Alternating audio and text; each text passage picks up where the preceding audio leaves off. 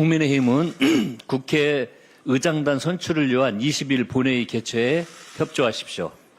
오는 21일부터 6월 2일까지 지방선거 운동 기간입니다. 선거 운동 시작 전에 끝내야 합니다. 전반기 의장단 임기가 29일에 끝납니다. 내일 선출 절차를 마쳐야 신임 국회의장단이 30일부터 정상적으로 업무를 시작할 수 있습니다. 국회법 제15조 제2항은 처음 선출된 의장 또는 부의장의 임기가 만료되는 경우에는 그 임기 만료일 5일 전에 실시한다라고 규정하고 있습니다. 국민의힘의 주장은 법을 어기자는 것입니다. 과거 관행에 기대어 헌정 공백 상황이 만들어지는 것을 결코 용인할 수 없습니다. 과거 후반기 원 구성에 48일 또는 54일이나 허비된 사례가 있는데 저는 원내대표로서 이를 추워도 용납할 생각이 없습니다. 낡은 관행은 반드시 깨져야 합니다. 법은 지키라고 있는 것입니다. 기본으로 돌아가 법과 절차에 따라 국회의장단 선출과 후반기 원 구성을 신속하게 마무리하겠습니다.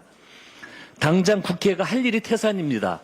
정부와 함께 중동 상황 장기화에 대비한 비상대책을 준비하고 있어야 합니다. 지금 같은 위기 상황에서 입법과 의정활동의 단절은 곧 민생과 국가 경제의 손실로 이어집니다. 코스피 8000 시대를 뒷받침하는 주가 누르기 방지법 등 자본시장 선진화 입법도 서둘러야 합니다. 검찰개혁 마무리와 부동산 시장 정상화를 위한 후속 입법 역시 후반기 국회 시작과 동시에 착수해야 합니다. 올해 하반기 대한민국 정상화의 골든 타임입니다. 국회의 시계가 단 1초도 멈춰서는 안 됩니다. 국민의힘의 대승적인 협조를 촉구합니다. 오세훈 후보의 3대 무능 행정이 서울 시민을 위협하고 있습니다. 첫째, 200억 원을 들인 감사원의 정원은 서울 시민과 아무 관련이 없는 전형적인 선거용 전시 행정입니다. 둘째, 한강버스는 시민 혈세 1,500억 원을 탕진하고도 지난해 5월부터 11월까지 19번이나 사고를 냈습니다. 세 번째, 최근 드러난 삼성역 GTX 환승센터 철근 누락 사건입니다. 서울 시민의 생명을 위협할 수도 있는 중대한 부실 공사입니다. 그런데 서울시는 지하 5층 철근이 무려 2,570개나 빠진 사실을 작년에 알고도 5개월이 넘게 국토부에 제대로 알리지 않았습니다. 오세훈 후보는 서울 시민의 생명과 안전보다 자신의 치적 과시가 더 중요한 겁니까? 이제라도 무상급식 때처럼 후보직을 내려놓고 책임지시는 것은 어떻겠습니까?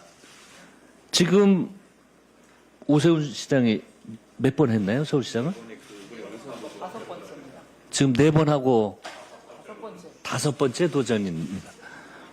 네. 참 많이 하신 것 같습니다. 네. 국민의힘이 어제 행안위 긴급 질의에서 보인 행태도 기가 막힙니다. 철근이 빠진 부실 공사를 놓고 글로벌 표준을 적용하면 구조 안전에 이상이 없다라는 식의 궤변을 늘어놓고 있습니다. 그러더니 현황과 아무 상관이 없는 정원호 후보에 대한 근거 없는 비방과 흑색 선전에만 혈안이 되어 있습니다. 국민의힘은 책임 있는 공당으로서 자격이 없습니다. 부실은 숨기고 안전은 내팽개친 오세훈 후보 역시 서울을 책임질 자격도 없습니다. 이재명 대통령께서 오늘 다카이치 일본 총리와 정상회담을 가집니다. 정부 출범 이후 6번째 한일 정상회담이고 상호 고향 방문이라는 새로운 형식으로 진행됩니다. 두 정상은 지난 1월 나라연 회담에서 공급망 안정과 경제 안보 협력 등 한일 양국의 연계 강화를 논의한 바 있습니다. 이번 안동 회담에선 중동 전쟁 장기화에 따른 원유와 LNG 수급, 대체 공급망 확보 등 구체적인 성과가 있을 것이란 전망입니다. 장동혁 대표는 어제 자신의 SNS에 선거를 코앞에 두고 가지는 정상회담의 의도가 무엇인지 뻔히 들여다 보인다 라고 발언했습니다. 제1야당 대표의 인식 수준이 정말 참담합니다. 선거만 이기면 국익이 어떻게 되든 상관이 없다는 것입니까? 장관은커녕 차관보도 못 만난 빈송방미로 국제적 망신을 산 것을 금세 잊었나 봅니다.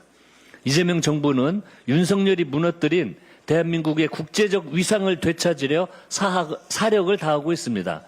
국민의힘은 부디 자중하시기를 바랍니다. 이상입니다.